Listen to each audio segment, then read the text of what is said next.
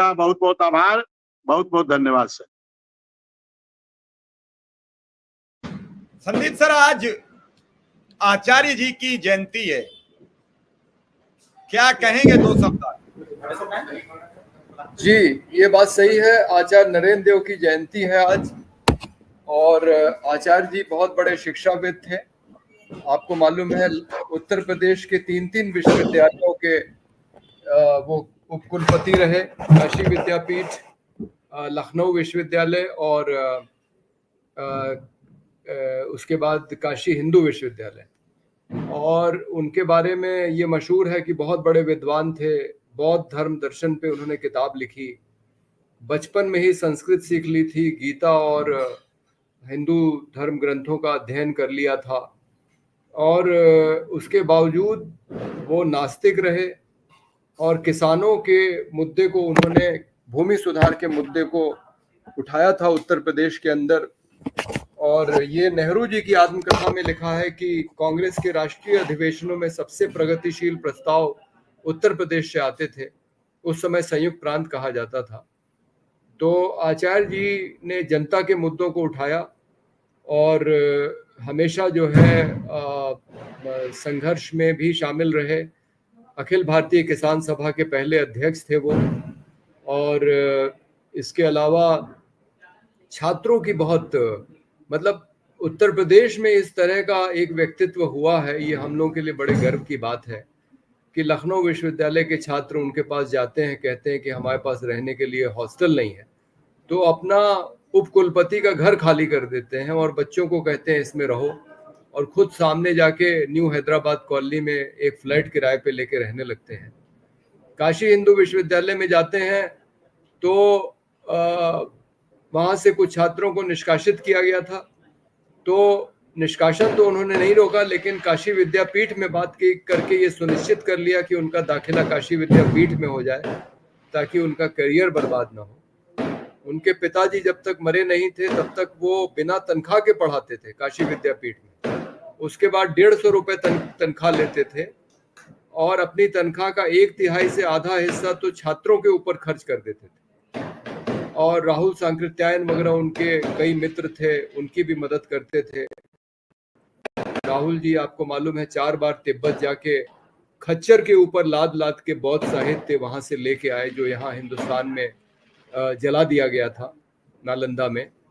तो इतने बड़े विद्वान, और संस्कृत, प्राकृत, पाली के अलावा फ्रेंच और जर्मन जैसी आधुनिक भाषाओं पे भी उनकी पकड़ अच्छी थी।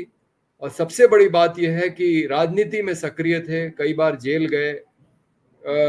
नमस्कार साथियों, स्वागत है आप सभी का आज की इस नई वीडियो में। ये वीडियो आप सभी शिक्षा मित्र साथियों के लिए बेहद ही महत्वपूर्ण होने वाली है। हाल ही के अंदर की कुछ खबरें हैं जो कि इस वीडियो के माध्यम से आप सभी को देंगे। सभी साथियों से रिक्वेस्ट है, वीडियो में आप अंत तक बने रहें। चैनल को अभी तक आपने सब्सक्राइब नहीं किया है, सब्सक्राइब भी कर लें। अब चलते हैं अपडेट पर। 36 से 38 तक उत्तर प्रदेश संयुक्त प्रांत के कांग्रेस के अध्यक्ष रहे। और ये तो उत्तर प्रदेश का दुर्भाग्य है कि चूंकि वो कांग्रेस सोशलिस्ट पार्टी के भी अध्यक्ष थे, और कांग्रेस सोशलिस्ट पार्टी के लोगों ने तय किया था कि वो किसी पद पे नहीं बैठेंगे। नहीं तो अगर आचार्य नरेंद्र देव संयुक्त प्रांत के प्रधानमंत्री और आजादी के बाद उत्तर प्रदेश के मुख्यमंत्री होते तो इस प्रदेश की दिशा कुछ और ही होती। तो आज तो मैं सिर्फ इतना ही कहूँगा, आज उनका जन्मदिन है, और ऐसे महान शिक्षाविद से प्रेरणा लेके हमको इस प्रदेश और देश की शिक्षा का स्तर ऐसा बनाना है कि हमारे जो बच्चे हैं उनको भी अच्छी तरह से शिक्षा मिले, और उनको जो पढ़ाने वाले हैं वो भी पूर्ण संतुष्टि के साथ अपना काम कर सकें, उनको पूरा सम्मान मिले। कई ऐसे देश हैं जैसे दक्षिण कोरिया, वहाँ क्योंकि मैं अंतर्राष्ट्रीय बैठकों में मिलता हूँ शिक्षा जगत के लोगों से, तो ऐसे देश हैं जहाँ जो सबसे मेधावी छात्र होते हैं वो शिक्षक बनते हैं, और शिक्षक के पेशे को सबसे सम्मान के साथ देखा जाता है। लेकिन दुर्भाग्य हिंदुस्तान का है कि विश्व गुरु कहे जाने वाले देश में शिक्षा को सम्मान नहीं है, और हमने लगातार उसको नजरअंदाज किया है, जिसकी जिसकी वजह से आज देखिए जो सरकारी शिक्षा व्यवस्था है वो कितनी खराब हो गई है, गुणवत्ता खराब हो गई है, वहाँ कोई ध्यान नहीं देता है। और इसीलिए हम ये काम कर सकते हैं कि ठेके पे रख के और इस तरह से मतलब लगभग मजदूर से भी कम आजीविका पाने वाले लोगों को हम उम्मीद करते हैं कि वो हमारी शिक्षा व्यवस्था चलाएंगे। ये बहुत ही दुर्भाग्य है।